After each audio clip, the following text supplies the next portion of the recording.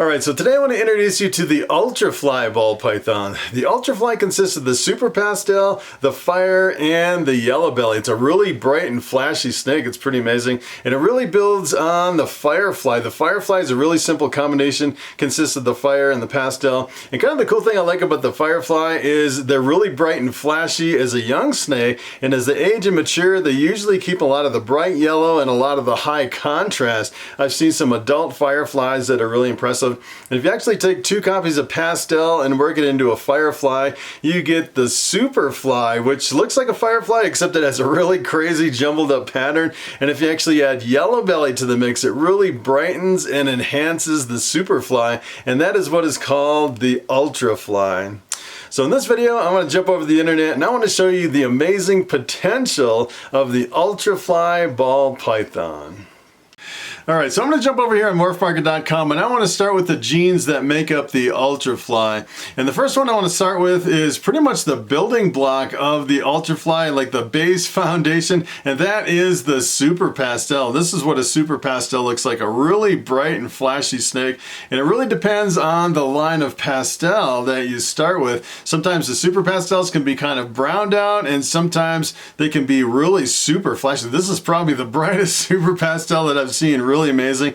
And if you actually start with just 1 copy of the Pastel gene, it brings in a little bit of yellow color and slightly reduces the pattern. But if you have 2 copies of Pastel, it really enhances the yellow, and sometimes it really brings in a lot of contrast, and a lot of times it'll really jumble up the pattern, especially in a lot of combinations. It'll really scramble the pattern and make really impressive combinations. And the other thing I like about the Super Pastel is usually you'll have a bald head, a head with no color on top of the snake with Super Pastel. If you have a snake with a bald head, you know, there's a pretty good bet that you actually have Super Pastel in the mix. And the other cool thing about Pastel and Super Pastel is that usually they have green eyes. Sometimes they have bright green eyes. In a lot of combinations, especially like a standalone Pastel, you'll see the eye color just kind of glow bright green. But if you actually mix it with some combinations that have dark eyes to start with, sometimes the dark eyes of other genes can kind of mask the green eyes in your Pastels and Super Pastels. Kind of depends what you breed them with. So here is another gene in the Ultrafly. This is the Fire, and the Fire is a really interesting gene. It's essentially, it looks almost like a normal ball python. In this case, this is really reduced. This almost looks like an inchy reduction, but I'd say in a lot of cases they look almost like a normal ball python as far as the pattern, but the color is usually more of a creamy color compared to a normal ball python. And the Fire is actually in the black-eyed leucistic complex. So if you breed 2 Fires together, you get an all-white snake with black eyes, and it's also allelic with a lot of genes like disco and vanilla. It makes for some really interesting allelic combinations. And here is another gene in the Ultrafly, and that is the Yellow-Bellied. And when it comes to Yellow-Bellied, I'd say it's kind of like a sleeper morph. It's really hard to tell if you have Yellow-Bellied in the mix. Matter of fact, if you go over to Morphmarket.com and you start searching around in a lot of combos, a lot of people will put, this is possible Yellow-Bellied, because a lot of times you can't see it in there. But if you actually mix it with the right genes, it can be extremely visually impressive. It really brings out a lot of yellows and really makes the colors pop in a lot of cases. And if you look at just a regular Yellow-Bellied, it looks almost like a normal ball python. I've seen some normals that look, you know, Yellow-Bellieds and normals side by side, and you really can't pick out the differences. And in this case, you can actually see a little bit of flaming coming up the side. Sometimes you get like these flames coming up from the belly that you can tell it's a Yellow-Bellied. And sometimes on the belly you can see kind of a scrambled up pattern on either side of the belly that makes it a Yellow-Bellied too. So here's what happens if you work the Super Pastel, the Fire, and the Yellow-Bellied into one snake. Take a look at this. This is the Ultrafly. Look at this. This is a crazy combination. And it just really scrambles up the pattern. And essentially what's going on here is you can definitely see the light head. This is probably from the Super Pastel. And a lot of times you'll get this really scrambled up pattern from the Super Pastel. And then kind of the interesting thing on this is a lot of times the Fire will really lighten the background. I think that's where a lot of the background is lightning is happening from the fire. And then the yellow belly, usually when you add yellow belly into a mix like this, it takes the yellow colors and it makes them even more bright and intense. Makes for a really crazy combination. I was just kind of wondering the price on this because I haven't even looked at the prices on these. This is $475, so not too bad for a really crazy looking snake like that. Pretty amazing. So I wanted to show you working some other genes into the Ultrafly, kind of the effects they have, and it can be really variable depending on which genes you work into the Ultrafly. Sometimes it can kind of fade out the snake, sometimes you can get some really weird results, and sometimes it can be really visually impressive depending on which genes you're mixing in. And this is the GHI, and GHI stands for Gotta Have It. And this is a pretty amazing snake, and it's essentially a dark gene, so you mix it with almost anything else.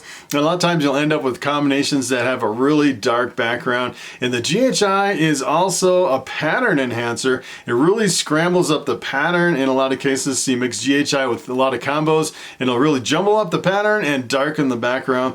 And here's what happens if you work GHI into the Ultrafly. Take a look at this crazy snake. That is pretty wild. It's almost like it can't decide whether it wants to be a bright snake or if it wants to be a dark snake. Makes for a really kind of an interesting combination. As a matter of fact, I was wondering, you know, the genes on this one, this is actually the yellow belly, 2 copies of the pastel, the GHI, and the fire. So essentially you have a 5 gene combo, which can kind of be hard to actually hit, but these are all dominant. No, these are all co-dominant genes.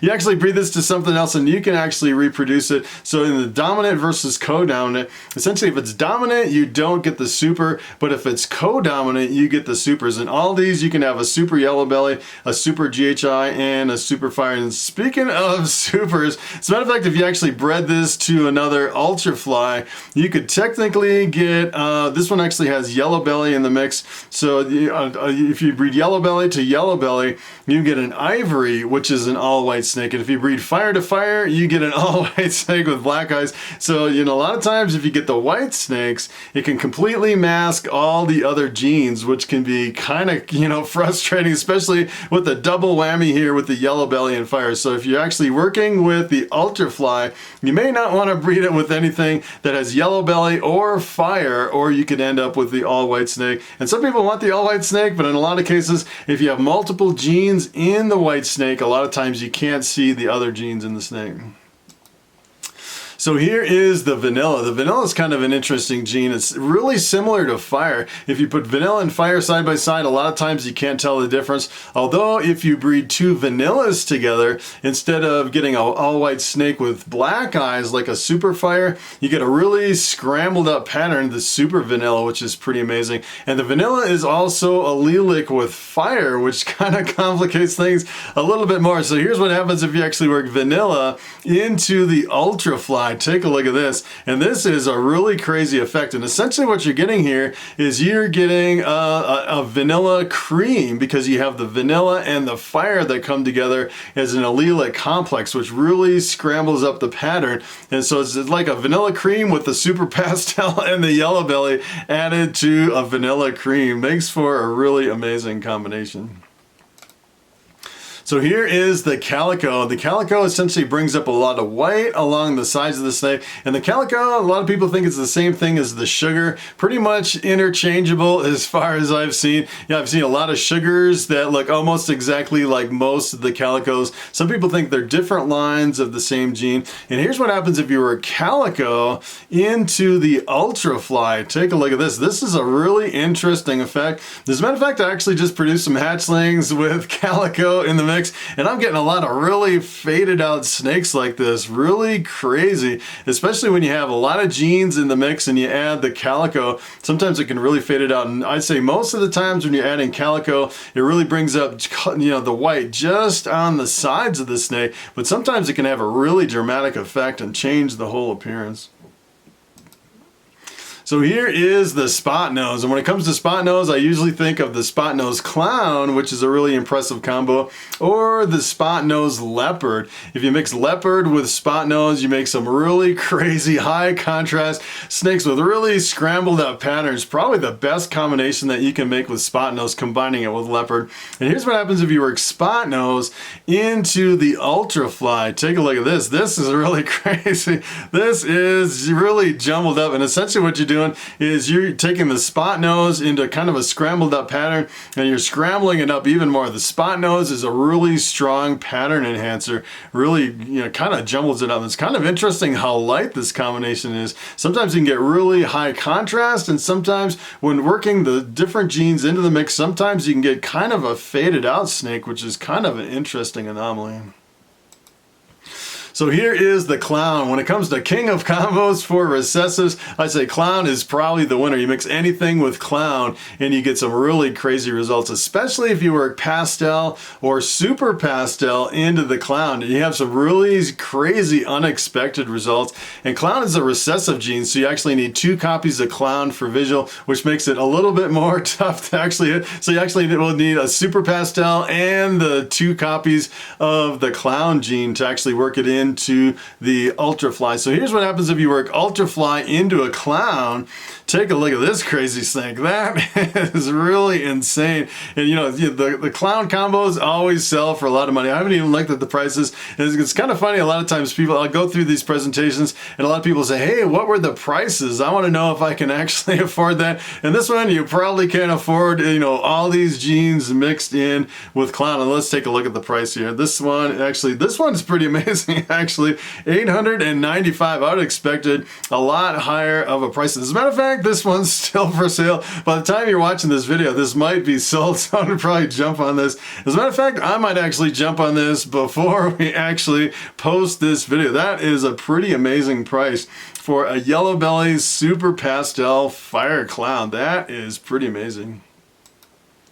So here is the Enchi. The Enchi is really a pattern reduction gene. It really reduces the pattern. Sometimes you can get like these tiger stripes in the Enchi, and a lot of times the Enchi will bring out a lot of yellows and oranges in a lot of combinations. If you mix it in with, especially if you mix it with pastel and fire and Yellow-Bellied and orange dream, stuff like that, a lot of times the Enchi will make it even brighter and bring out a lot more intense color in the combinations. And here's what happens if you work Enchi into the Ultrafly. Take a look at this. This is kind of crazy. As a matter of fact, this almost looks like a high intensity Enchi. It's pretty crazy how the Enchi just dominates this entire snake, and kind of keeps the pattern just like Enchi, and all the other genes kind of working in the background, make it even brighter and enhance the color. Pretty amazing combination. Pretty surprising that it doesn't have more of an effect with the other genes working on Enchi. Pretty strong visual effect from the Enchi. So here is the leopard ball python. The leopard is, I kind of consider it like a pseudo dark morph. If you mix it with dark genes, it'll really darken the dark genes. If you mix it with a light gene like a coral glow or banana, sometimes it won't even darken them at all. It's kind of weird. It's kind of like on the transition between a light and a dark gene. And the leopard really is a strong pattern enhancer too. A lot of times it'll really jumble up the pattern. And here's what happens if you work leopard into the Ultrafly. Take a look at this crazy snake. That is really insane, and it's pretty amazing how it really jumbles up the pattern. And that's really, working together with, I'd say it's probably mostly from the super pastel, which is really jumbling up the pattern, and the leopard in combination, where it really shatters the pattern like this. And kind of the cool thing about the super pastel is certain versions of the super pastel really bring in a lot of the light background too, especially if you look at like the highways and the freeways when adding pastel or super pastel. Sometimes it can really vary depending on what I think is the line of pastel. Sometimes pastels can really bring a lot of the light background. As a matter of fact, this almost kind of looks like a pastel freeway or something like that. That is a pretty crazy thing. And it's weird how it just kind of fades it out in the back. That is really awesome. As a matter of fact, this one's sold. I'm not really in the market for a ball python right now. This one is $1,500. Pretty crazy combination. And it's probably $1,500 because this one is pet clown. So everybody wants to work all these genes into a clown, and you make some head clowns with all these genes, and usually that can really bring the price up quite a bit. So here is a lesser. The lesser is actually in the blue-eyed leucistic complex. So now if you actually add lesser into the Ultrafly, you have the lesser, which if you actually breed the lesser to anything in the blue-eyed leucistic, you get an all-white snake with blue eyes, which is a whole bunch of genes. You actually have bamboo, lesser, Russo, Mojave, Mocha, Phantom, Special, Mystic, all those genes. You mix it with lesser and you're gonna end up with a white snake. And then you have the Yellow-Belly. If you breed that to another Yellow-Belly, you're gonna end up with a white snake. And the fire, you breed it to another fire and you're going to end up with a white snake. So you have 3 genes that will give you a white snake. Kind of limits your, trying to avoid the white snake if you're trying to avoid it. But here's what happens if you work lesser into the Ultrafly. Take a look at this. This is kind of an interesting combination, and I find it really interesting. A lot of times you work lesser into some base genes. If you only have like 1 or 2 genes in with the lesser, sometimes it really brightens and enhances the combinations. And then with the certain genes, especially if you have a lot of genes in the mix, sometimes lesser can really fade it out, almost whiten the snake, which is really a unique, kind of a unique effect of the lesser, how it can be really variable from one snake to another.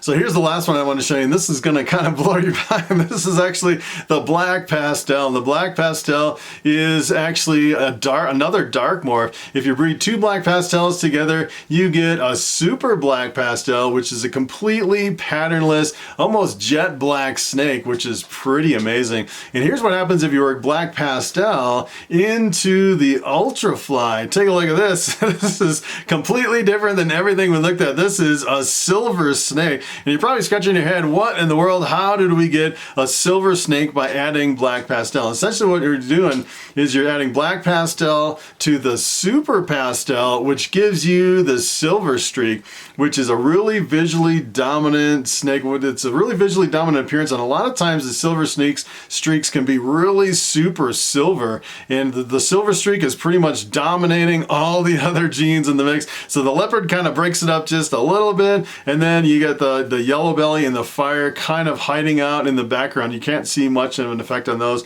but you mix the certain genes together and it's weird how just 2 genes really work in tandem to visually dominate some of these combinations.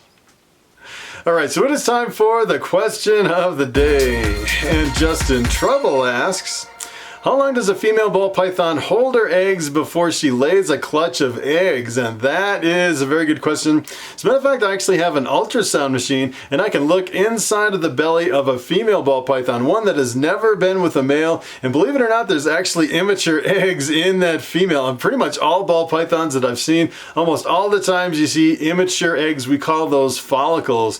So kind of the trick of breeding ball pythons is to really trigger the follicle growth to get those follicles to develop into eggs, and sometimes it can be pretty tricky. And a lot of people are kind of in the camp where the heavy feeding of the ball pythons, a lot of people say heavy feeding triggers follicle development. So a lot of people, they kind of like triple their food intake. Sometimes they'll feed like 2 or 3 times a week instead of once a week to try to trigger those follicles to grow a little bit bigger. And a lot of people, they'll keep ultrasounding their females until they hit about 10 millimeters, and then they'll pair them up with the males. And I'm kind of on a different camp. Usually what I do is I don't really look at the follicle size. I just kind of hit a hard date, October 15th, and I pair up all my males with my females. And that, I think the pairing up the males and the females, I think that is the #1 thing that triggers follicle growth. And of course, at the beginning of the season, you want to feed your females pretty heavy too before they go on the really long fast. And kind of the interesting thing is I usually start pairing up in October. My females probably start ovulating in like March or April, and then I can get eggs all the way into late summer. It can be really variable depending on the snakes. And sometimes I'd say maybe about 50% of the time, a lot of snakes won't even lay eggs. Sometimes they can hold on to those eggs. Sometimes you can see eggs developing on the ultrasound, and sometimes for whatever reason, they'll reabsorb those eggs, and it can kind of be a bust from reabsorption of the follicles. So that is pretty much it. Thanks for watching, and I will see you in the next video.